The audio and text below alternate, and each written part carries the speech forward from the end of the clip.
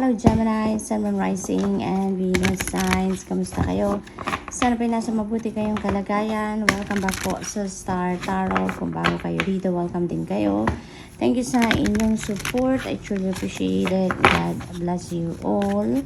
Kung ano mensahe ni Gemini, number 21, Universe. This is such a beautiful energy kasi parang ang lawak-lawak ngayon Gemini ng mga ninyo opportunities na nandito sa inyong harapan, no? Parang ang lawak-lawak dito ng mga naiisip ninyo, na mga siguro may mga bagong ideas kayo, may mga bago kayong planong gustong simulan. Parang you have all that ideas, na creative ideas, no? Creative juices sa isip ninyo na lumalabas sa ngayon. So, napakaganda. This is also a time of accomplishments and achievements ninyo. Kaya napaka-exciting din nito. This is a celebration time din, of your successes. Kaya kung ano man yung mga matatapos nyo na sa ngayon. Kasi maaaring meron kayong mga dito, endeavors na matatapos na, projects na matatapos na at this time. Kaya this is a time for celebration then of your successes. Posible din dito Gemini na meron ng mga yung mga susunod din yung gagawin sa buhay ninyo sa ngayon is going to level up na from what you used to do. Mas na ngayon ang gagawin ninyo, mas expansive, mas challenging na yung mga bagay na sisimulan ninyo ngayon, This is a time of completion, diba? Kaya sa pagtatapos na kung ano man ang inyong mga ginagawa sa ngayon, meron ng nakaabang na mga bago na napapasukin ninyo, bagong phase ng buhay ninyo, and that is going to level up then, kung ano man ang dati na ninyong ginagawa, that is going to level up at this time. So, kung ano yung sisimulan ninyo ngayon, that is more, mas mataas kisa doon sa dati na ninyong ginawa, kisa doon sa mga dati na ninyong pinagtagumpayan, Kaya this is an exciting period of time din para sa buhay ninyo, na mas gagawa kayo dito ng paraan na simulan agad-agad, kasi parang ang taas ng excitement level ninyo sa ngayon. Mataas ang excitement level ninyo, mataas din yung ninyo ngayon, yung level ng gusto ninyong ma-reach ngayon at this point. Kasi nagagaling kayo sa tagumpay, Kaya mas marami kayong bit-bit ngayon na inspiration, motivation, at saka yung excitement ninyo mas mataas sa ngayon, na siguro naisip ninyo kung nagtagumpay nga ako, sa kung ano man larangan na yan na pinagtagumpayan ninyo sa ngayon, mas marami na kayong natutunan, mas marami na kayong baon ngayon, kumbaga na learnings. Kaya wala nang, parang iniisip ng iba sa inyo dito na wala na kayong hindi kakayanin pa, sa mga susunod pa ninyong endeavor na gagawin, So good luck to that Gemini. And this is also travel, For some of you, maybe it's going to plan to travel. So we have the universe, and we have the destiny. So this is such a beautiful energies, coming in. So dito naman sa destiny, this is destiny at play, okay? Dadalhin kayo ng mga pangyayaring ito sa inyong destiny sa ngayon. The divine is going to intervene in your circumstances at this time. At kung ano man ang mga sitwasyon ninyo sa ngayon na hindi masyadong maganda, ay yan ay gagawin niyang maganda. Kung dati nang maganda ang inyong sitwasyon sa ngayon, i-adjust din yan ng divine universe para mas maging maganda, mas maging maayos. Yung ganon, So, this is really a beautiful energy, Gemini, kasi mas lalong magiging positibo, mas lalong magiging maganda. Everything is going to fall into its right place at this time. Okay? Kung ano man ang ganap ninyo sa buhay. So, magiging masaya kayo dito dahil aayusin ng universe ngayon ang inyong sitwasyon for the better. Ang swerte ninyo sa ngayon. Good luck and good fortune is on your side. Kaya kahit sa anuman, sa pera man yan, siswertehin kayo sa paghahanap ng trabaho, sa career, sa negosyo, relationship, whatever it is. Depende sa inyong sitwasyon.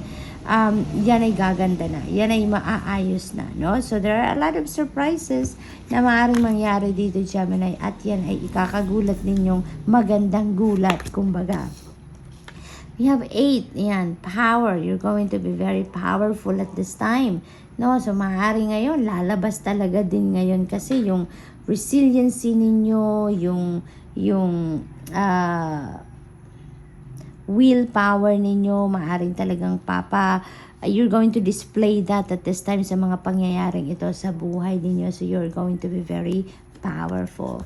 So what else? Ayan, dalawa na sila. So we have number 1, passion ignited. So sa mga pagbabagong itong magaganap sa buhay ninyo, talagang gigisingin yan, ang inyong passion. Gigisingin yan ang tibay ng inyong loob, determinasyon, na drive. There is a lot of, a very high level of excitement ang maaring mangyari dito sa buhay ninyo, Gemini. So this is really a beautiful energy. Magsisimula kayo dito ng bagong buhay. You're heading towards a new path. Dito pareha silang dalawa, nagsisignify na there are new path that you are going to tread at this time. So kung ano man yan, that is going to ignite your passion. It is going to ignite your drive, your determination. So good luck. We have 1. Wow, another 1. So we have number 11 dito. Now, so this is a very spiritual number. This is highly spiritual at napaka-powerful ng number 11 because that is also a master number. So I suggest please look up for the meaning of master number 11 for more guidance. Okay? So we also have number 111. So that is angel number 111. So please look up for the meaning of that as well. So definitely new beginning is up ahead para sa iyo, Gemini. Marami siguro mga areas ng buhay ninyo dito ang sisimulan ninyong gawin.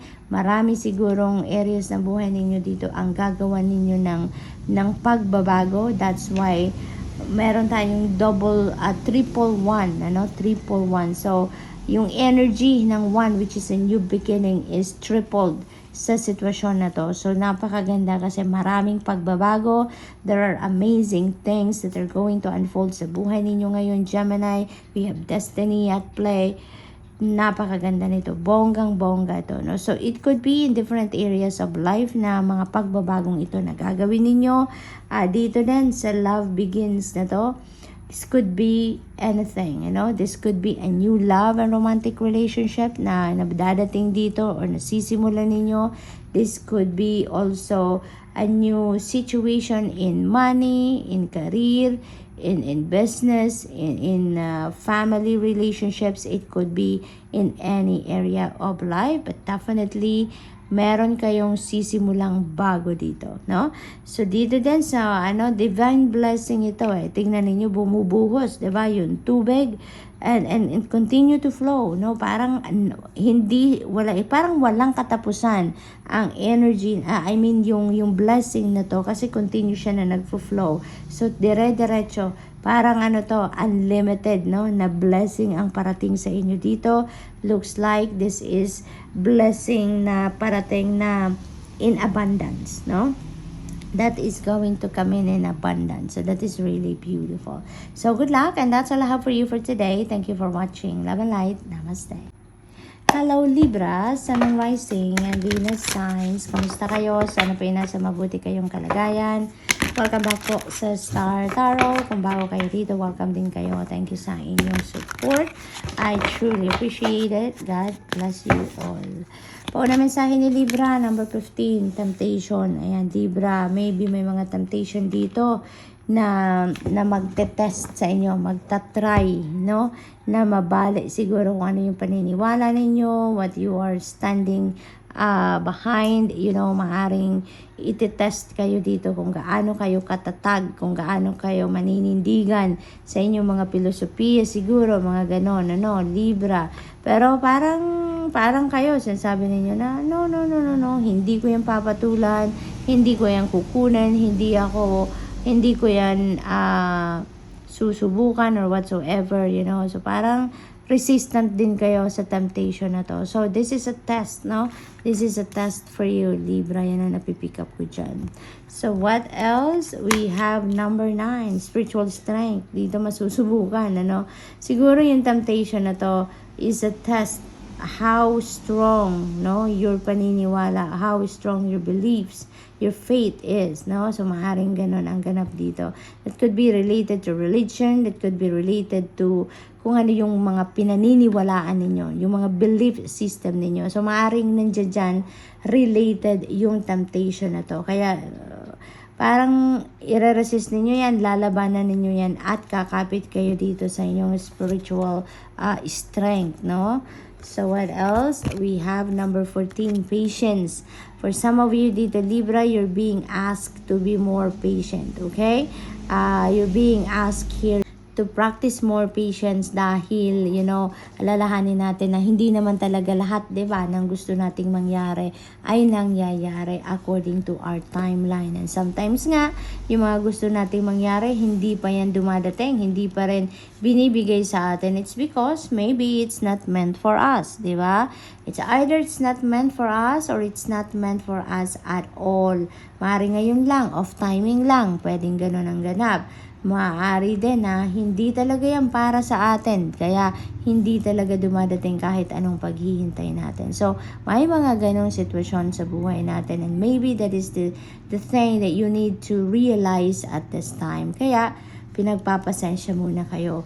Maybe you have invested something, no? You have invested on something and naghihintay kayo ng return of investment na sa ngayon. So, maaaring ganon ang ganap dito. And pasensya muna, okay? Magpasensya, mag-practice ng patience kasi tulad nga ng sinabi ko kanina, maybe it's still in the works, no? Sa spirit realm at you never know kung yan ay parating, 'di ba? Sa kung kailan, no? Divine timing, is never late and never early, kaya wag kayong mag-alala. Just practice more patience. Kasi kung yan ay para sa iyo, it will come in God's perfect time, okay? We have number 18, shadow. Ayan. So, dito naman, you are going to face your fears. Maglalakas ng loob na kayo dito na labanan, harapin kung ano man yung takot ninyo. Maaaring meron kayong kinakatakutan dito na tao, sitwasyon, pagkakataon, or whatsoever, Pero ngayon, parang magigising na din kayo sa katotohanan and you will realize na walang mangyayari, kung matatakot kayo, walang pag-usad, walang progress, walang development, sa sarili ninyo or kung saan man ang ginagawa ninyo or pinagpaplanuhan gawin if you are going to embrace fear, hindi ba? Kaya ngayon, parang lalabanan nyo na yung takot. Parang ngayon, matututo na kayong labanan ang inyong sitwasyon dito na yung bang may pumipigil sa inyo, yung takot ang pumipigil sa inyo para marating mo na kung ano yung gusto mong marating, ma-achieve mo na kung ano yung gusto mong ma-achieve. So what else? We have 4, discontent and boredom. Ang iba sa inyo dito, discontented sa mga pangyayari sa buhay, maybe kasi hindi pa dumadating ang kung ano man ang inyong hinihintay. Pero you know what, Libra? Minsan, may mga bagay na dinideny sa atin ang universe to protect us, no? That is one way of protection, no? For us. Kaya, isipin din natin, na dapat hindi tayo manghinayang, hindi tayo mainis, no? Kung yung mga ina-expect natin ay hindi dumadating sa timeline na gusto natin or hindi nangyayari, it's because there is always a valid reason para sa lahat. So, depende, di ba? Depende sa inyong sitwasyon. That could be God protecting you, no? From entering a situation na hindi sa inyo makakabuti, mai-stress lang kayo, magkakasakit lang kayo, or kung ano pa man, hindi ba? Or maybe it's not meant for you because totally it's not for your best interest. So, waste of time nyo lang yon, hindi ba? Kung mapapasok kayo sa ganong sitwasyon. So, iba-iba ang rason, depende sa ating mga kalagayan sa buhay. Pero, wag nating panghinayangan, wag tayong magalit, wag tayong mainis sa universe kung hindi nangyayari mga gusto natin sa timeline na gusto natin, because there is always a reason, a valid reason for that, no? Ngayon, maaaring ang rason dito kung bakit hindi pa binibigay sa inyo kung anong para sa inyo, kung ano ang gusto ninyo, it's because there are other things that you need to look after sa ngayon. There are other things, opportunities, possibilities na kailangan yun muna ang pagtuunan ninyo ng pansin sa ngayon, ano? Maybe yung mga ganap na to is a precursor, no? Doon sa kung ano ang inyong hinihintay, maaring ito muna ang kailangan ninyong gawin, ito muna yung kailangan ninyong pagtuunan ng pansin before na dumating or mangyayari kung ano man yung gusto ninyo, hindi ba? Kasi tignan ninyo dito sa card, no? Maraming rainbow, may rainbow colors sa baba. That represents unlimited potential, unlimited opportunities and possibilities na kumakatok na, nandyan na. But, maaaring hindi ninyo napapansin because you are so focused on what it is that you are waiting for, no? So, this is a heads up for you, Libra, na look around.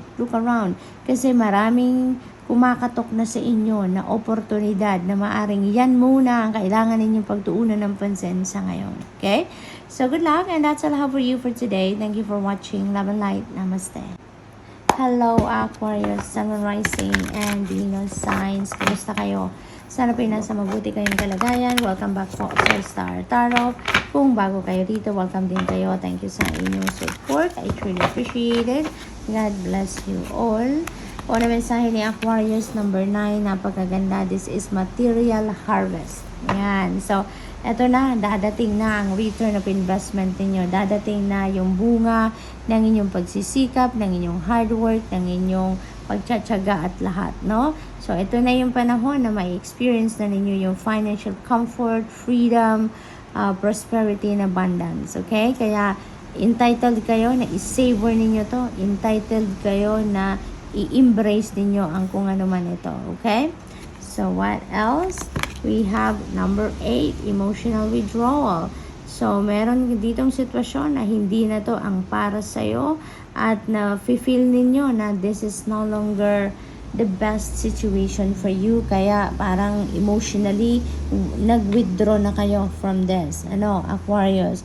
Napakaganda nito kasi handang-handa na kayo mag-move forward sa buhay ninyo and you are choosing where you will be happy, where you will find harmony, where you will find happiness and joy. So, napakaganda niyan kasi maglalakas ng loob kayo dito na harapin ang isang bagong buhay kung saan doon ninyo mahahanap ang fulfillment ninyo, no? So, maglalakas ng loob kayo dyan. With number 7, deception and envy. Ayan. So, mag-iingat kayo sa inyong paligid at this time, Aquarius. This is a warning for you na there could be low vibration people around you, no? Na naghihintay lang kung kailan kayo mabudol, kung kailan kayo maloko, mapagsinungalingan, at maaaring dahil yan, no, sa kainggitan sa inyo. Maaaring magagawa yan ng ibang tao sa paligid niyo dahil sa inggit, no? Kaya magagawa nilang budulin ka, magagawa nilang lokohin ka, magagawa nilang i-trick ka dahil sa inggit, no? So, mag-iingat kayo dyan sa mga nakakausap ninyo, nakakasama, okay? Huwag kayong magtitiwala agad-agad. Napakaganda nito. Pinapakita sa akin ng guides ko. So, yung sequence ng numbers, 7, 8, 9. So, yung mga ganong synchronicity sa reading, ibig sabihin nito na there is progress of events. Now, major progress of events dito na maaaring mangyari sa buhay ninyo. So, maaaring uusad na talaga kayo sa ngayon. Depende sa inyong sitwasyon. There will be development, progress, movement forward dito na mangyayari sa buhay ninyo, Aquarius. Okay? So, that's exciting. You have number 3, fertility. This is such a beautiful energy kasi this is prosperity and abundance. Okay? This signifies prosperity and abundance. Kaya, maaaring may mga financial opportunities dito na parating sa inyo. Maaaring ito na yung mga pagkakataon, na parating sa inyo na yung panggagalingan ng inyong financial success, ng inyong financial freedom, no? So, there could be opportunities dito na parating, bagong trabaho, bagong job offer, bagong career or business opportunity nakakatok sa inyo at this time. Kung ano man yun, maybe yun ang maghahatid sa inyo, no? Na that's going to bring forth prosperity and abundance into your life at this time. So, posible din na iba sa inyo dito nagbubuntis, no? Maaring magbubuntis or buntis or manganganak na. Kung hindi man kayo yon, maaring yung person ninyo or someone you love, diba? Posible din na you are creating something new dito sa buhay ninyo. Maaring may bagong proyekto, may bagong pagkakakitaan, may bagong negosyo, yung mga ganon. Ano, ang ganap dito for some of you. So, what else? We have number 5. Ayan, wisdom. Maybe ang iba sa inyo dito, Aquarius, you are a teacher. No? Maybe you are imparting your academic knowledge with the people around you, yung mga estudyante ninyo, maaaring ganun. Or, posible din na kayo ay isang counselor. Posible na ikaw ay isang spiritual teacher, spiritual guide, no? Maaaring ganon. Or mga life coach, mga ganong klase. Ano? Maaaring yun ang inyong ginagawa, maaaring yun ang trabaho ninyo. And you are sharing your knowledge, no? With the people around you na lumalapit sa inyo. Maybe it is your experience in life, your wisdom, life lessons, no, that you are sharing with a lot of people. Posible din na nag-aaral kayo, Aquarius. Maaring nag-aaral kayo online or maybe you went back to school para mag-aral, mag-enhance, mag-hone ng kung ano man talents, skills ninyo or gets, no? So, good luck. And that's all I have for you for today. Thank you for watching. Love and light. Namaste.